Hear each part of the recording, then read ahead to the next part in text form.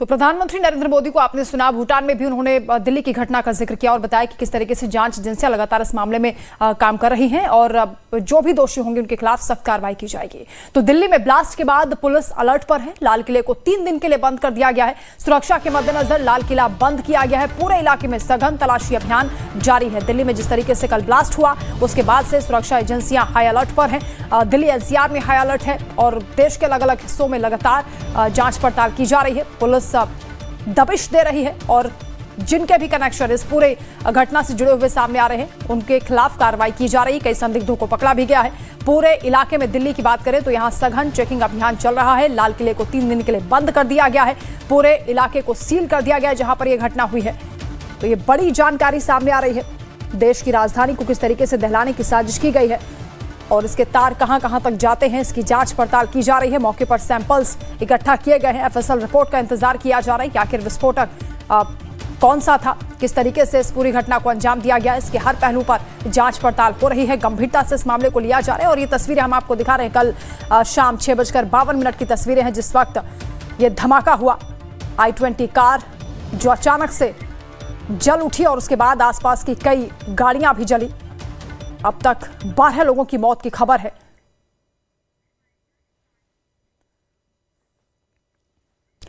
तो ग्राउंड पर हम चलेंगे। शालिनी झा संवाददाता हमारे साथ जुड़ रही हैं लाइव और प्रशांत त्रिपाठी हमारे साथ हैं। इसके साथ ही कमलेश भी हमारे साथ जुड़ गए। सबसे पहले शालिनी, हम आप ही का रुख करेंगे। किस तरीके से इस पूरे मामले में जो जांच पड़ताल की गई है, अभी तक क्या जानकारी सामने आ रही है, कहां तक तार जुड़ते हुए नजर आ रहे हैं, क्या अपडेट है? देखिए, कल जिस तरीके से फरीदाबाद के तगा गांव में जम्मू कश्मीर और हरियाणा पुलिस मुजम्मिल के घर पहुंची हुई थी जहां पर वो रहता था, वहां पर करीबन 2653 किलो जो है वो बारूद बरामद किए गए थे एल्युमिनियम नाइट्रेट के तौर पर।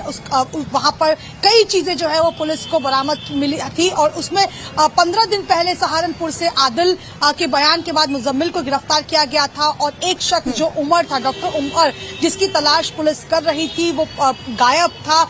और जिस तरीके से ये तमाम चीजें सामने आई, लोगों के मन में एक सवाल तो ये उठा कि जो देर शाम घटना लाल किले पर हुई, क्या उसके तार फरीदाबाद से जुड़े हुए हैं या नहीं। अब उसकी भी जो परत है वो खुलती जा रही है और तमाम चीजें जो है वो साफ हो चुकी है। जब 3:13 पर लाल किले के पार्किंग में हमने देखा कि किस तरीके से उमर अपनी कार को 3.5 घंटे के लिए पार्क करता है और 6:52 पर वो घटना होती है और उस कार में अभी तक कहा जा रहा है कि उमर जो है, डॉक्टर उमर, जिसकी तलाश पुलिस कर रही थी जी, वो उस गाड़ी में मौजूद था। तमाम जो तस्वीरें हैं वो अब धीरे धीरे साफ हो रही हैं और सवाल ये भी उठ रहा है कि इसके पीछे की मंशा क्या थी, क्योंकि एक तरफ सूत्र ये भी बता रहे हैं क्योंकि पुलिस पहले से ही जम्मू कश्मीर और हरियाणा की पुलिस उसकी तलाशी कर रही थी। ऐसे में उसके पास एक यही रास्ता बचता था कि वो जो है वो इस पूरे मामले को खत्म कर दे और इसलिए उसने सुसाइडल बॉम्ब का प्लान किया और इसी वजह से अब कहीं ना कहीं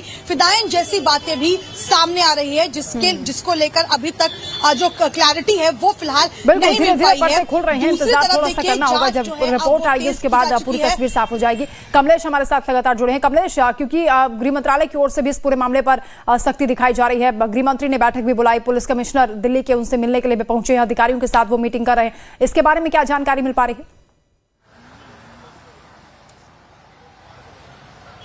देखिए, जो बैठक कर्तव्य भवन में होनी थी वो बैठक अमित शाह के सरकारी निवास पे शुरू हुई है। मैं आपको दिखाना चाहूंगा, कैमरामैन को कहूंगा जैसे पैन करके दिखाएं। ये बैठक अमित शाह, केंद्रीय गृह मंत्री अमित शाह के निवास स्थान पर चल, जो कृष्ण मेनन मार्ग, वहां बैठकें चल रही है। इस बैठक में आईबी चीफ के साथ साथ एनएसजी चीफ, एनआईए चीफ और उनके अलावा दिल्ली पुलिस कमिश्नर सतीश गोलचा भी इस बैठक में मौजूद है।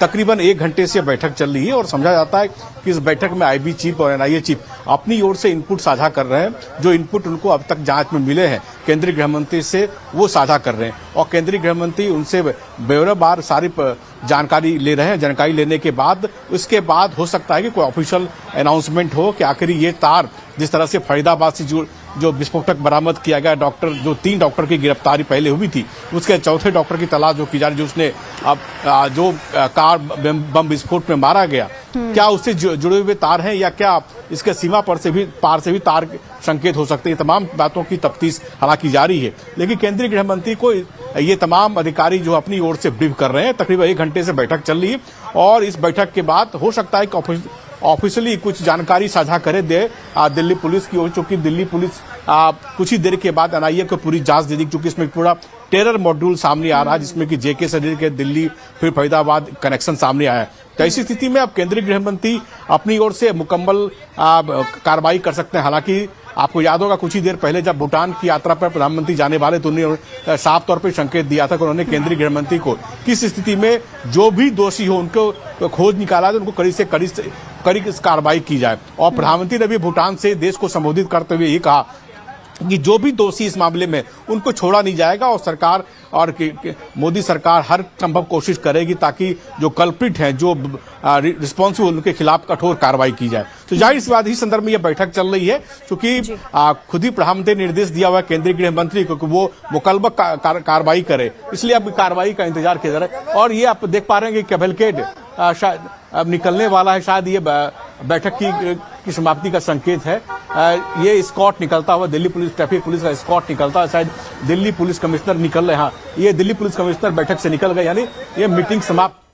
सिक्योरिटी से रिलेटेड दिल्ली पुलिस की तरफ से जो रिक्वेस्ट आती है उसको हम लोग पूरा करते हैं और उसी की मद्देनजर हम लोग यहाँ पर मदद क्या सर, क्या मदद कर रहे हैं? क्या मदद कर रहे हैं sir? Anything on the explosive? क्या बोला है? प्रशांत हमारे साथ जुड़े हैं। प्रशांत, क्या जानकारी यहां पर दी जा रही है?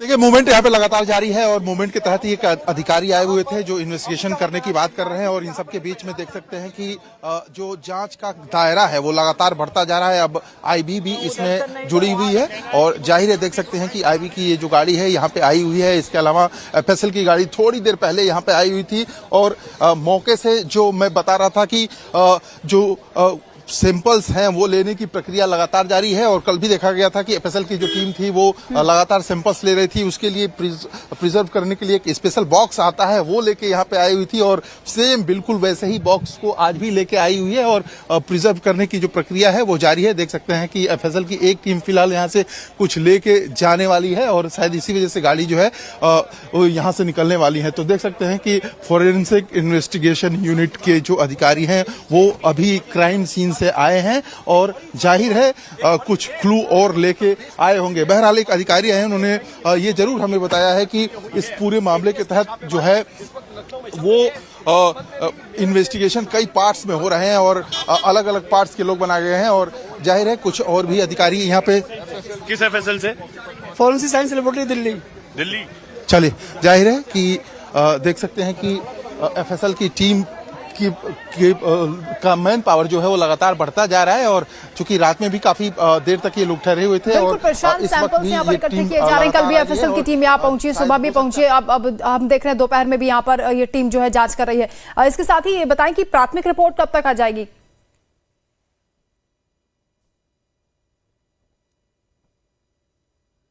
मंत्री जो है वो बैठक कर रहे हैं। इसके बाद से सब कुछ बातें जो है वो खुल के सामने आएंगी। जैसा कि प्रधानमंत्री ने भी कहा कि एक एक पॉइंट्स पे वो उन्होंने खुद नजर रखी हुई है और लगातार गृह मंत्री से और दिल्ली पुलिस के कमिश्नर हैं उनसे संपर्क किया जा रहा है। और इस समय की अगर बात करते हैं तो थोड़ी देर पहले ही एनआईए के एक बड़े अधिकारी यहाँ पे मौके पे आए हैं। इसके अलावा प्रमोद कुशवाहा जो है स्पेशल सेल के एडिशनल कमिश्नर है वो यहाँ पे आए हुए हैं। यानी कि समझ सकते हैं कि एनआईए और स्पेशल सेल मिलकर इस पूरे मामले की जांच कर रहा है और एनआईए ही चार्जशीट इसमें दाखिल करेगा। चूंकि शुरुआत से अब जो जांच दे दी गई है वो एनआईए को दे दी गई है, तो जाहिर है एनआईए ही इसमें अब आधिकारिक रूप से बयान देगा जिसके बाद से साफ होगा। लेकिन जिस तरह से कनेक्शन की हम बातें लगातार कर रहे हैं वो लगभग तय होता जा रहा है कि फरीदाबाद से का कनेक्शन जो है इस ब्लास्ट से है। और बिल्कुल प्रशांत, और मोहम्मद उमर का भी जिक्र हो रहा है जिस संदिग्ध की फोटो भी सामने आई थी। वो कहा जा रहा है कि i20 कार को वो चला रहा था, ड्राइव कर रहा था, उसका भी डीएनए सैंपल लेने की बात यहां पर की जा रही है। इसके साथ ही उसकी मदर को भी हिरासत में लिया गया। इसके बारे में और क्या जानकारी मिल पा रही है? देखिए वो पुलवामा का रहने वाला है और जाहिर है हम आपको दिखाना चाहेंगे कि ये जो रेड लाइट आप देख रहे हैं यहाँ पे, ये रेड लाइट महज इससे चंद दूरी पहले ये पूरी घटना हुई है और जाहिर है समझ सकती हैं कि उस वक्त जब ये रेड लाइट थी तो यहाँ पे कार आगे जो आप क्राइम सीन व्हाइट कलर्स में इसको बैरिकेड किया गया है, देख सकते हैं, वहां पे ये गाड़ी थी जहां पे ब्लास्ट हुआ था। जाहिर है महज चंद कदम की दूरी पे था, लेकिन जो आई विटनेसेस हैं और जो यहाँ पे सीसीटीवी कैमरे लगे हैं वो साफ तौर पे इस बात की तस्दीक कर रहे हैं कि लगभग 2.5 से 3 घंटे तक मोहम्मद उमर जो है वो ठहरा हुआ था साइड में गाड़ी लगा के, और जब उसने देखा कि अब भीड़ बढ़नी शुरू हो गई है उसके बाद से उसने स्लो धीरे धीरे करके गाड़ी यहां से चलानी शुरू की और जैसे ही गाड़ी चली उसके बाद से ये अचानक ब्लास्ट हुआ था। i20 गाड़ी है जिसका हरियाणा नंबर अब सबके सामने आ भी चुका है और जाहिर है उसके जद में काफी सारे लोग आ गए थे, जिसके बाद से कई लोगों की यानी कि अब तक आपके पास कमलेश भी हमारे साथ लगातार जुड़े हैं। कमलेश के पास भी अपडेट है। कमलेश, क्योंकि अब मीटिंग हुई है गृह मंत्रालय की ओर से, गृह मंत्री अमित शाह ने अधिकारियों के साथ बातचीत भी की है, दिल्ली पुलिस कमिश्नर की ओर से क्या कुछ जानकारी उनको दी गई है, क्या इंफॉर्मेशन दी गई है और क्या अब आगे होने वाला है, क्या चर्चा इसको लेकर? नहीं, देखिए दिल्ली पुलिस कमिश्नर ने क्या जानकारी दी है तो जानकारी नहीं मिल पाई है, क्योंकि हाई लेवल मीटिंग है और हाई लेवल मीटिंग में क्या जानकारी साझा की जाती है वो जितना मीडिया को बताने लायक होते ही बताते हैं। और इसमें निश्चित रूप से ब्रीफिंग की जिम्मेदारी चूंकि एनआईए ने अब जांच का जिम्मा ले लिया है तो अब जो भी ऑफिशियल ब्रीफिंग होगी एनआईए की तरफ से दी जाए। लेकिन मैं एक बात और आपको इंक्लूड कर दूं कि अभी जो मीटिंग बैठक चल रही है वो बैठक कंटिन्यू है। एनएसए अजीत डोभाल इस बैठक में शिरकत करने आए थे, वो बैठक करके निकल चुके हैं। बाकी दिल्ली पुलिस कमिश्नर, उसके अलावा आईबी चीफ, एनएसजी के चीफ और इसके साथ साथ एनआईए के चीफ, ये तमाम अधिकारी केंद्रीय गृह मंत्री के साथ बैठक कर ही रहे हैं। तो जाहिर सी बात है ये पांचों बड़े अधिकारी उनकी बैठक करने के बाद ही हो सकता है कुछ कंक्रीट निकल के आए। जितना बताना होगा मीडिया को तभी उनकी ओर से ऑफिशियल ब्रीफिंग की जाएगी। लेकिन जाहिर सी बात है चूंकि कितना ये इंपॉर्टेंस है इस और निश्चित रूप से जब इतने बड़े अधिकारी इस बैठक में शिरकत करते हैं जिसमें एनएसए भी शामिल होते हैं तो उसके तार विदेश से जुड़े होने के संकेत होते हैं। तो जाहिर सी बात है जो एनएसए के पास जो जानकारी होगी उन्होंने साझा किया होगा केंद्रीय गृह मंत्री से कि आखिर ये मॉड्यूल कैसे काम कर रहा था, क्या सीमा पर से उसके तारें जुड़ी हुई थी या फिर क्या डोमेस्टिक यानी जम्मू कश्मीर कुछ आतंकवादी संगठन शामिल थे। हालांकि ये तो क्लियर होगा कि जैसे मोहम्मद से संबंधित ये चारों डॉक्टर थे, लेकिन जैसे को क्या बाहर से इंस्ट्रक्शन मिल रहा था या पहले जो कैचमेंट पकड़ा गया फरीदाबाद से क्या पहले से इनपुट था, तमाम कई तरह के इश्यूज होंगे जो केंद्रीय गृह मंत्री पूछ रहे हैं, उनको ये जानकारी मुहैया कराई जा रही होगी और संभवतः इस बैठक के बाद ही कोई कंक्रीट प्लान तैयार हो कि किस तरह से पूरे मामले को क्रैकडाउन करना है और फिर उसको इन्वेस्टिगेशन के पार्ट को किसके अमल में लाना है। जाहिर सी बात है प्रधानमंत्री ने पहले आने से पहले पास आप बने रहिए हमारे साथ, लगातार अपडेट सामने आ रही हैं। इधर संदिग्ध डॉक्टर उमर को लेकर उसकी बहन ने क्या कुछ बताया है वो भी आपको सुनवाएंगे। पहले उन्होंने कहा कि उमर कहाँ है, हमने बोला दिल्ली में है, उमर दिल्ली में है। तो उन्होंने कहा कि हमें पूछताछ करके उनको ले जा सकते हैं, फिर उनको लेके गए। आपकी बात कब हुई थी उमर से? और लास्ट फ्राइडे को हमने बात की थी। लास्ट फ्राइडे, उसके बाद कोई बात नहीं? उसके बाद कोई बात नहीं हुई, बस लास्ट फ्राइडे को हमने उमर के साथ बात की। आज उमर का जो है नाम आ रहा है जो दिल्ली में एयरपोर्ट के बाहर अटैक हुआ है, कहा यह जा रहा है कि शायद वो उसमें मुलविस है। आपको लगता है कि ऐसा कुछ हो सकता है? मैं क्या कह सकती हूँ, मुझे तो नहीं लगता, क्योंकि जिस टाइप का वो इंसान था मुझे हैरत हो रही है। आप लोग बोल रहे हैं, मुझे हैरत हो रही है कि वो ऐसा भी कुछ कर सकता है। वो तो फरीदाबाद में नौकरी कर रहे थे पिछले 1.5 साल या 2 साल से, क्योंकि मेरा बेटा भी 2 साल का है।